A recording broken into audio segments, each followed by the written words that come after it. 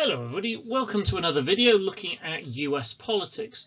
So today we're going to look at key features of the US Constitution. This is part of the A-Level Unit 3, and we're going to look at the separation of powers and checks and balances. And these are really important attributes or features of the American Constitution. So why have separation of powers? Well, it's a theory of government based on the idea that power should be distributed across three branches of government: the legislature, the executive and the judiciary. It was put in place by the founding fathers, who above all else feared tyranny. They feared monarchy. They feared power being concentrated in the hands of one person, as they had experienced under George III. It was influenced by a French philosopher, Montesquieu. I'm sorry, my pronunciation on these is very poor.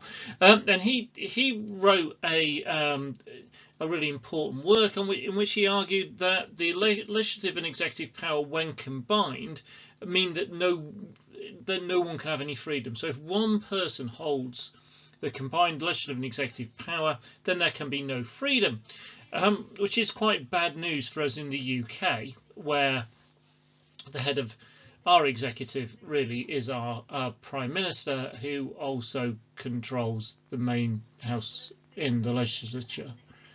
So yeah, so that's a bit awkward, really. I mean, it's a bit of political philosophy in the background there, which does kind of suggest the UK has no real freedom, but America does, because it doesn't combine the power of the legislature and the executive in one person, because the president's the head of the executive, but they aren't in charge of the legislature, and often they, and as you have seen in the news, they tend to clash with the legislature on a fairly regular basis. No one member can be a member of two branches. So when Obama became president, he and his vice president Biden both had to step down from the Senate because they were both senators at the time. And Professor Neustadt argues that really what we should be talking about here is sharing of powers, not separation of powers, because it's not completely 100% cut off that you do this, you do that. Often what has to happen is these different branches of government have to work together to get things done. And that is a really good way of balancing power out, and it stops someone going off on a kind of a wild set of ideology or wild set of policies, because they might think it's a great idea, but the chances are one of the other two branches will go, no, we don't like that, and we'll stop it. So you have to build consensus between the different branches of government. They're really different to the UK system, obviously, because all our cabinet almost all of them sit in the House of Commons. So in the UK, we really don't see separation of powers, but in the United States, it is enshrined in the Constitution. So, separation of institutions. So we have the executive, which is headed by the president, and then underneath him or her is the cabinet, and under that is the federal bureaucracy. And the job of the executive is to carry out laws. They often play a really important policy driving role as well, where they suggest laws, but their main function is to carry out laws once they've been passed. The legislature is made up of two houses: the upper house, which is the Senate, which is 2 members from each state, so there are 100 members, and the House of Representatives, and the number of members from each state depends on the population size of that state. And the job of the legislature of these two houses of Congress is to make laws. So they are the law-making body, but like Parliament in the UK is the law-making body. And then we have the judiciary, which is our final key element, or our key other institution. It's headed by the Supreme Court, but there are then a series of lower federal courts underneath that. And the job of the judiciary is to enforce and interpret the laws and the Constitution. So, checks and balances. So the US system is built on separate institutions sharing powers, and the founding fathers' desire to prevent any individual or institution becoming too powerful. And again, as I've spoken about, fear of tyranny, fear of there being a king.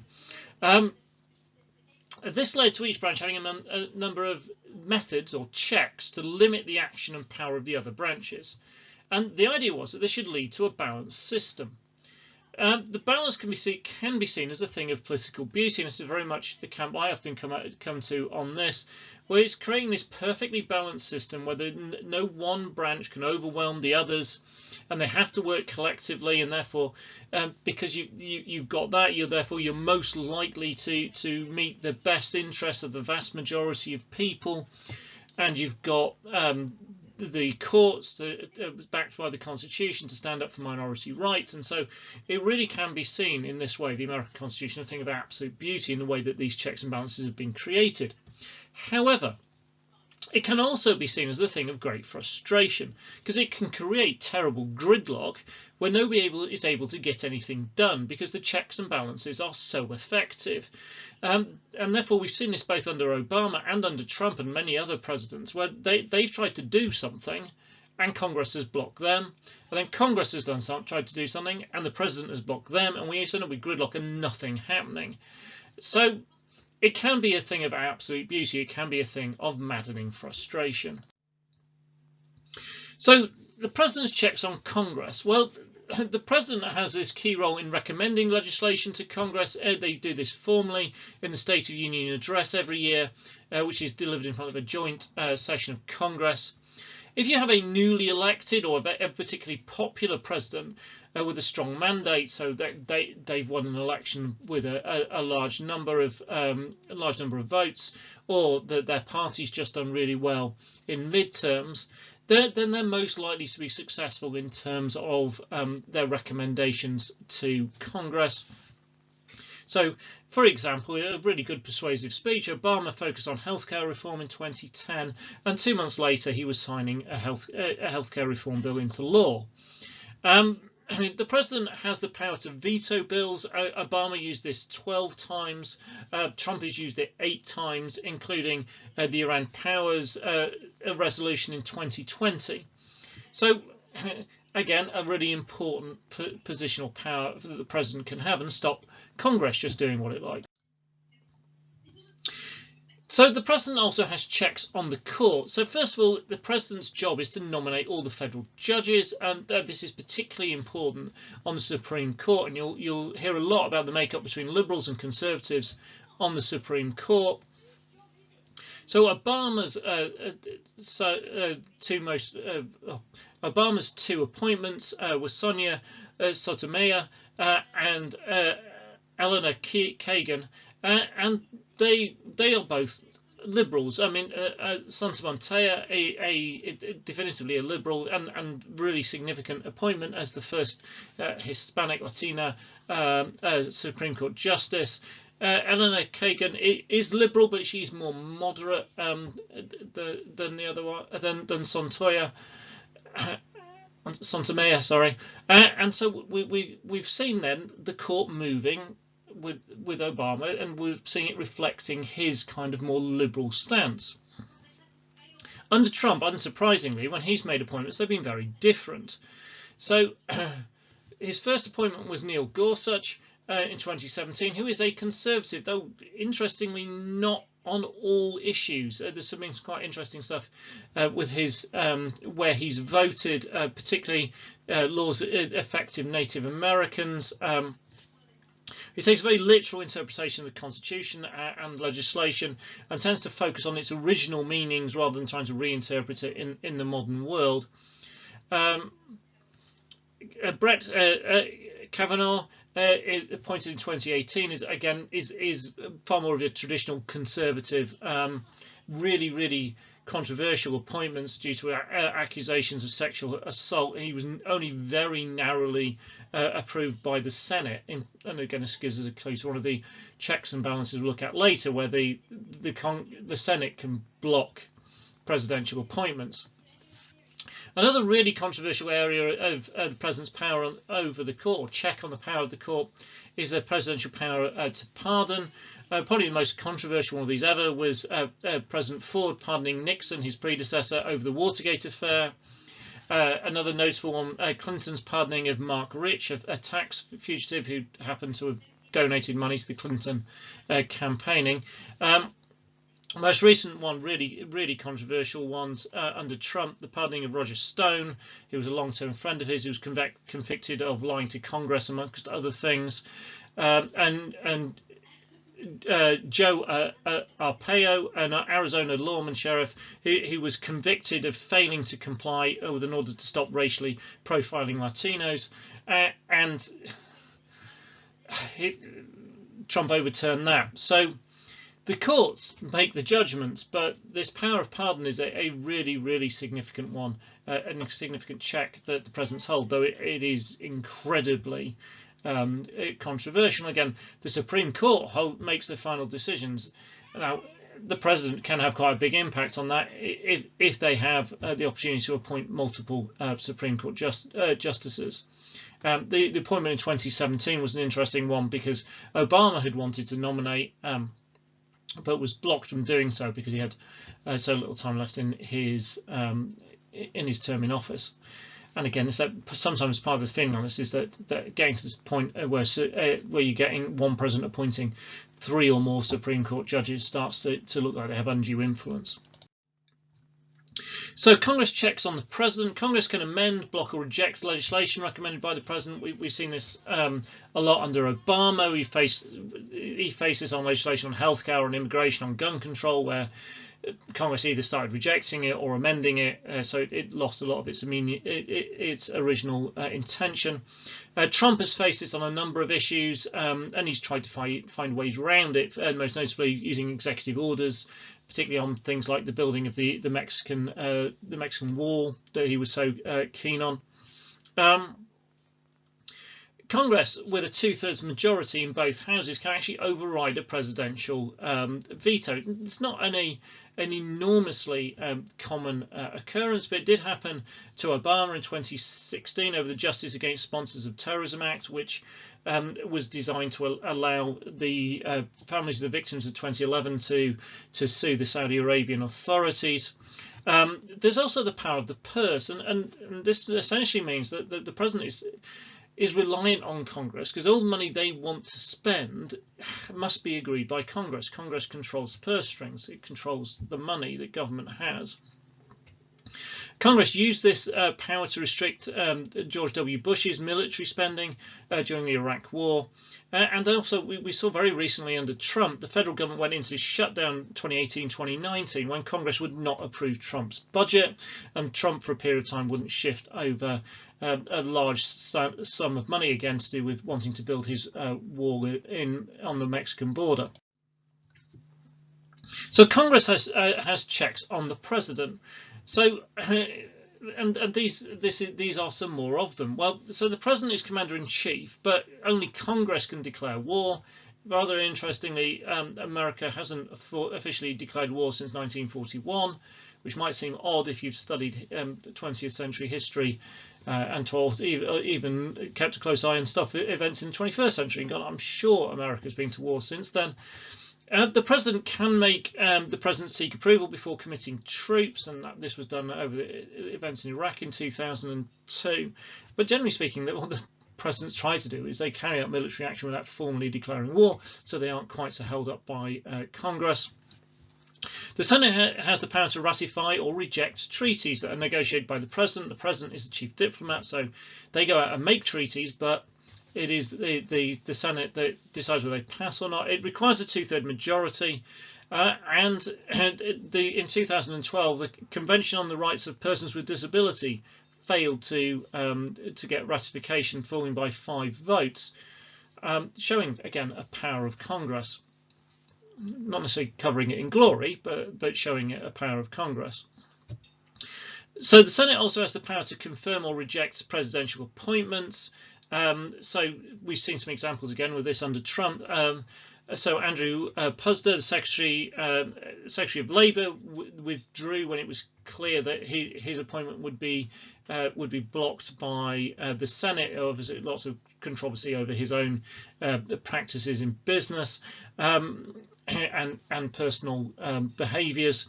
Ronnie Jackson, who was going to be appointed to Veterans Affairs, he withdrew due to the US Committee on Veterans Affairs expressing doubts and postponing his confirmation hearing. He's actually Trump's private physician, and so it seemed like a little bit of an odd appointment, somebody who without the requisite experience, and so the Senate was going to say no, and they withdrew just before the Senate did.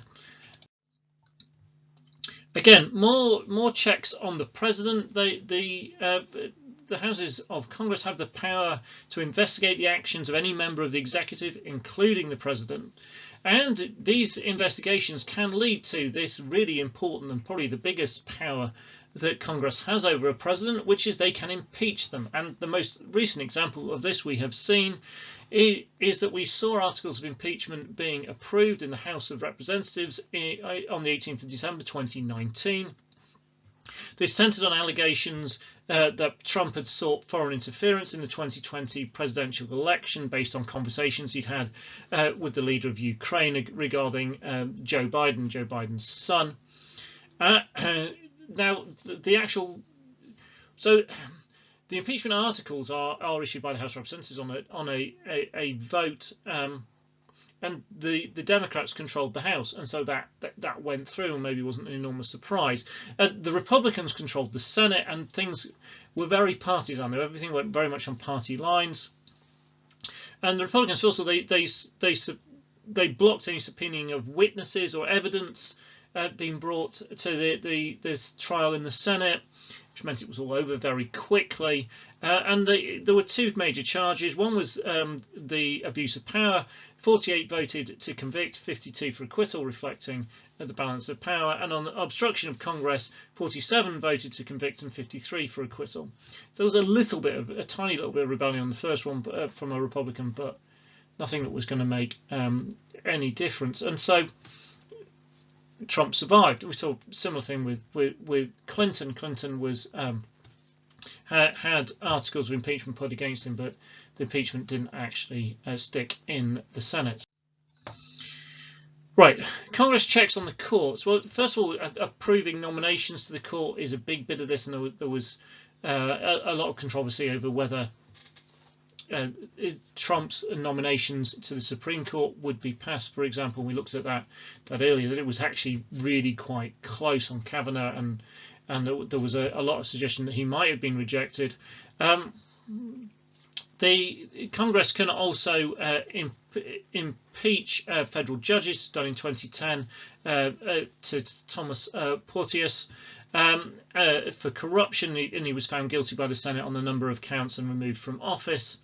And also this is a slightly more subtle, more difficult way round for Congress, but if Congress really dislikes a Supreme Court's interpretation of the Constitution, it can amend the Constitution and start the process of doing that. It needs three boards of the states to come with it as well. So, for example, in 1896, the Supreme Court said income tax was unconstitutional, federal income tax, and eventually the 16th Amendment was passed in 1913 to get around this. So, courts checks on Congress. Well, there's the issue of judicial review, which means that the courts have the ability to declare any acts of Congress to be unconstitutional.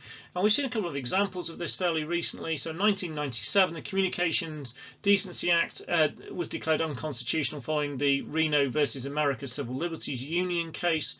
This regarded the publication of material on the internet, and essentially it was seen as a victory for civil liberties and for the internet, in that this Decency Act had looked to restrict what could be published and how accessible it was. And then a really controversial one in 2013. It's about a hugely controversial act that was passed in '96, the Defence of Marriage Act. And the 2013 case, United States versus Windsor, declared that Defence of Marriage Act was unconstitutional because it failed to fully recognise a same-sex marriage as being equal, and what the judgment meant was that same-sex marriage would now receive full federal recognition. So a really kind of big breakthrough for LGBT rights, but a good example of the courts overriding Congress. So the courts can also act as a check on the president, and again this is through judicial review. So power to declare actions of a member of the executive unconstitutional. The most famous example of this is Watergate in 1974 with the United States versus Richard Nixon, that made Nixon hand over the Watergate tapes, and then he resigned shortly afterwards. We've seen a couple of examples of this really recently. So the 2014 National Labour Board versus Noel Canning. So Obama appointed 3 members of the National Labour Relations Board without Senate approval, and this was deemed to be unconstitutional because they required Senate approval. In 2017, with the state of Washington versus Donald Trump, it was a temporary restraining order on Trump's executive order banning the entry of people from 7 Muslim countries, and ultimately this resulted in Trump having to withdraw that executive order and issue a different one. So we can see here that the court acting as an effective check on presidential power. Right, thank you very much for watching. I hope you found that interesting and useful. Please show any appreciation by liking. Please leave me any comments that you want to. I'll get back to you. And again, particularly if you're studying A-level politics, it'd be really good to subscribe and get notifications as I add more and more videos to this and other playlists that are relevant to A-level politics. Thank you very much for watching.